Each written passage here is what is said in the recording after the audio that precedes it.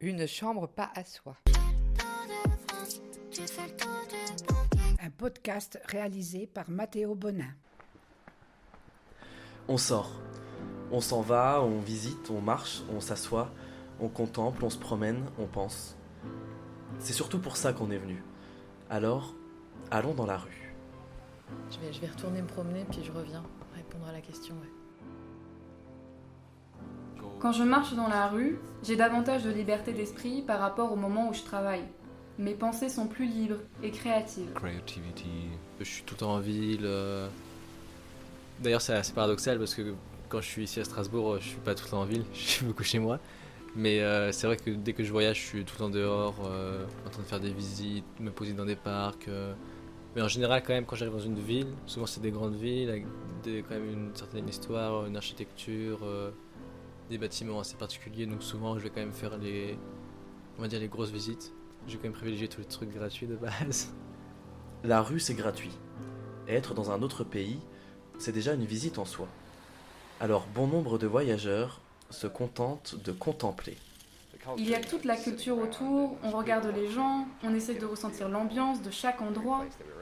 Plutôt que de simplement aller de ville en ville, voir les principales attractions touristiques et partir pour la prochaine étape, ça, c'est pas une bonne façon de voyager à mon avis. J'adore regarder. Et je trouve que ça change. Enfin, t'as l'impression de vivre une histoire, quoi. C'est pas vraiment la vraie vie, un peu. Et moi, j'aime trop regarder comment les gens s'habillent. Même la façon de traverser le passage piéton, c'est super différent. Et tu vois vraiment les différentes cultures et tout. Et quand tu fais attention aux détails, c'est là où tu apprends le plus de choses sur les autres pays, quoi. Faire attention et prendre le temps. C'est aussi une manière d'organiser son itinéraire et une philosophie de voyage. Moi, potentiellement, je prolonge. Si la ville me plaît, donc je vais me balader une fois, je me perds un peu. Si je vois des coins sympas, j'y reviens. Je prolonge mes nuits en auberge. Et puis voilà, donc c'est hyper flexible en fait. Pas de règles.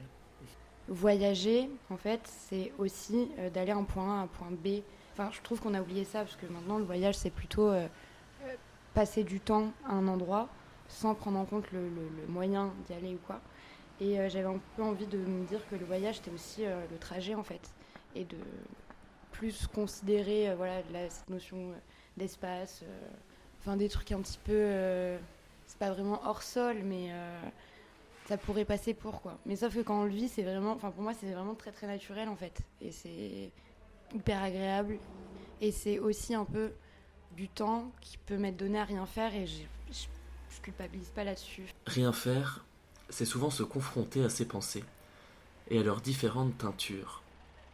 Et je sais pas, je pense à plein de trucs, des fois des trucs super tristes, des fois des trucs super drôles et je me mets à sourire toute seule. Et c'est un peu comme si j'avais un album photo dans ma tête et que je revoyais un peu toujours les moments qui m'ont le plus marqué, des trucs tristes ou pas. Et ce genre de pensées, je les partage pas souvent parce que ça parle tellement de sens que j'arriverai même pas à verbaliser, donc je partage pas trop. Ouais. J'aime bien l'imaginaire, on va dire. Et je laisse un peu mes pensées vagabonder ou quoi. Et il y a un peu peut-être cette peur de l'oubli quand on voyage seul, parce qu'il n'y a que nous qui savons ce qu'on a fait, ce qu'on est en train de faire, quoi, ce qu'on a vécu, ce qu'on a compris, quoi.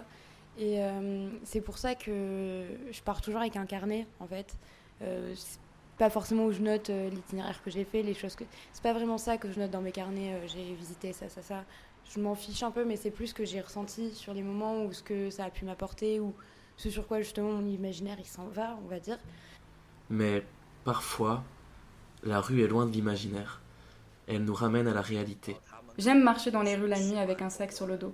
Il y a moins de monde et les gens sont plus abordables. J'ai eu des difficultés, notamment aux Pays-Bas où j'ai subi plus de racisme qu'ailleurs. Une fois en soirée, on a failli se battre avec des habitants. Tout s'est réglé finalement, mais cela m'a marqué. Marqué. À quel point ces lieux que nous avons traversés en y prêtant plus ou moins attention, en y mettant plus ou moins d'attente, à quel point ils nous ont marqués. Chacun et chacune a sa pépite, son moment inoubliable, sa ville éternelle. I'm in love with Lyon. For me, I really enjoyed Madrid when we stayed there, just because it was such a vibrant city. I mean, I'm a big fan of archaeology and history, so being in Rome blew my mind. Je pense que ça va être Bari. Et c'est notamment par rapport à l'expérience de l'auberge. Je sais pas, j'ai eu un coup de cœur pour cette auberge, vraiment. C'est Séville. Et je pense que c'est du fait des gens que j'ai rencontrés. Ma ville préférée a été Istanbul. Elle est appelée le centre du monde dans notre langue chinoise. La moitié en Europe, la moitié en Asie. Il y a des gens de partout, de beaux oiseaux, plein d'architectures diverses et le Bosphore. Je crois que ça va être Honolulu. C'est incroyable d'aller surfer le matin. Enfin, on peut surfer à partir de 6h, quitter l'eau à 19h. L'eau elle est turquoise, on a des tortues qui passent en dessous, des arcs-en-ciel, c'est vraiment paradisiaque.